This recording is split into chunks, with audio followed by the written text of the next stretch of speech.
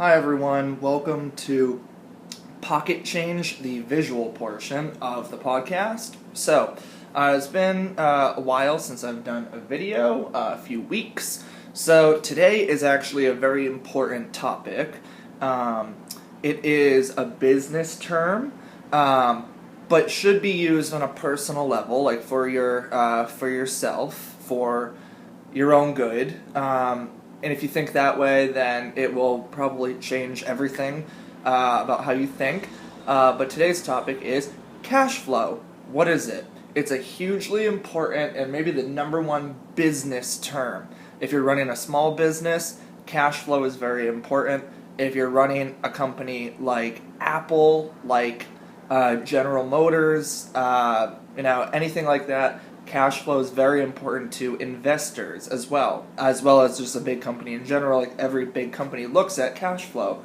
So to start out the video, I actually am just going to read off a definition of specifically what cash flow is. Cash flow is a noun, and it is the total amount of money being transferred in and out of a business, especially as affecting liquidity. Now, that's not a very plain and simple answer or definition because, well, some people don't know what liquidity means. That just means how much money you have available, how much money is available to you right now. Cash flow is important because it tells you how much you have to start, what comes out of it, and then what you have at the end, as far as how much money you have. So cash flow, in terms of businesses, they try to use cash flow to make sure that they are a cash-rich company, because every company is solely here on planet Earth, never mind America, to make money, to create, generate, gain cash, because that is the most valuable asset that a company has, other than people, is cash. So cash flow, if you think of it in a personal term, the best example of cash flow that I can think of, and it's a good example because it sets everyone up for, so that's how maybe I can relate it to myself and my own situation. If you think about cash flow, most people. We'll start with the example and then we'll relate it to people after. But most people typically see sports, baseball, football, hockey, basketball. They see sports and they see athletes get paid, millions of dollars a year. So, for example, Bryce Harper just signed for $325 million. I probably have that wrong. I actually don't know the numbers in front of me, so that's a poor thing on my part to know. Anyway, athletes sign these massive deals that are 8 years at for a total of $330 million. Well, cash flow for a baseball team means that the athlete doesn't get paid $330 million up front. Could you imagine if your sports team tried to pay every single athlete the entire amount of their contract all at once? Obviously, if I was the athlete, that's what I'd want. Give me $330 million today, and I'll play for the next 8 years. But that's bad for cash flow. So cash flow is, in that term, a business sense. But it makes sense that they don't pay the individual athlete the entire contract up front. You have cash flow, so a team payroll. The Red Sox is about a $240 million payroll. That means that the athletes that make $30 million a year, they get paid weekly, or maybe even monthly in their case. I actually don't know how exactly they get paid. But that's a good example. So a lot of people don't realize what cash flow is, but if you relate it to something like sports, then it kind of makes sense. You don't pay an athlete all their money up front, all their contract up front. You spread that out by years, and then every month they get paid X amount. So that way, every month you have,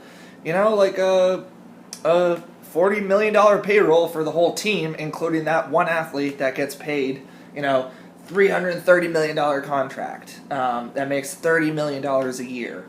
So that's how to really think of what cash flow is. Like, if you want to relate cash flow to something, sports is a great example, because that would be a team would run out of money and would be out of business tomorrow. Every sports franchise in America, if every player got paid the entire amount of the contract that they signed up front. Cash flow makes sure that the business takes in money, and at the same time it pays out the payroll that it does every month, and that's part of cash flow. And whatever they have at the end, well, that's the remaining balance of cash that they have. So that's a good way to think of it. Now, on a personal level, if you think about it, even if you work hourly, if you make an hourly rate, or if you get paid by a salary, then you can probably figure out how much you make in a year. If you're a salary person, you get to find out right up front how much you're going to be making gross in a given year. And an hourly person, depending on the amount per hour that you make and then the hours that you work, you can figure out, again, how much gross you're going to make a year. Cash flow would mean that you would not get paid that entire amount up front. You only get paid by the hour for the hours that you work.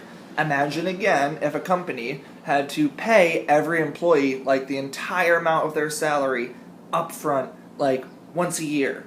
Most people would be like, yeah, sure, give me that. It doesn't make sense on a personal level, though. People in theory think that would be a great idea. Give me all my money up front. But then you'd probably run out of all of that very quickly, because people aren't very good at managing their personal cash flow. So they get money, but if they were to get the whole thing at once, they might blow, $35,000 on a new car or $15,000 on a boat. And then you come to, a month into getting your full amount of salary, you'd come to have no money because, you just had all of it. You just got it all at once. So that's a way to think of personal cash flow, is that you don't get paid your entire salary up front. And it's actually a good thing, because that helps people have money every week if you budget correctly. Have money every week that you can then spend, and how much you make per week gross, and then whatever expenses come out, that's your cash flow. Whatever you have at the end. If you have a balance of cash, meaning that you have money left over after you paid everything off, after you got paid, then that's part of your cash flow, and then it carries over. Cash flow carries over every month. For companies, it's every quarter and every year. So that's how cash flow works, and it's a really important thing to realize, because cash flow is a very important. If you ever meet with a financial advisor, if you ever get the opportunity to, then they would immediately ask you, as far as like a personal one-on-one question, not what you're invested in, but how is your cash flow. When I interned at Ameriprise Financial, an Ameriprise Financial affiliated office, that was the number one question that the advisor that I worked with one-on-one for 3 months would ask her clients was, what is your cash flow like? Are you making enough every month to cover your expenses and still have money left over that you can then save for a vacation, for a new car, for something else, like going out to dinner every week if that's something that you really want to do? Or are you negative and you have to, if you have negative cash flow and you're paying off bills with like credit cards and stuff like that, like what is your cash flow like? It's a very important question that a lot of financial advisors should be asking. If you're watching this and you do have a financial advisor, are they asking you that? That's a really great question. But if you ever get to have the opportunity to sit down with a financial advisor in the future, make sure they ask that. Or say, hey, could you actually go over with me like what my cash flow is like? Because a lot of people need that planned out for them, and they need to see that clearly, but they don't know what to do. So it's a very, very, very important question on a personal level. You don't realize that many businesses, that's exactly how they operate, especially like profitable businesses. They have great cash flow. So that's really important. And that is what cash flow is. So that was all I wanted to talk about today. And if you really do like my videos, then please, just hit subscribe.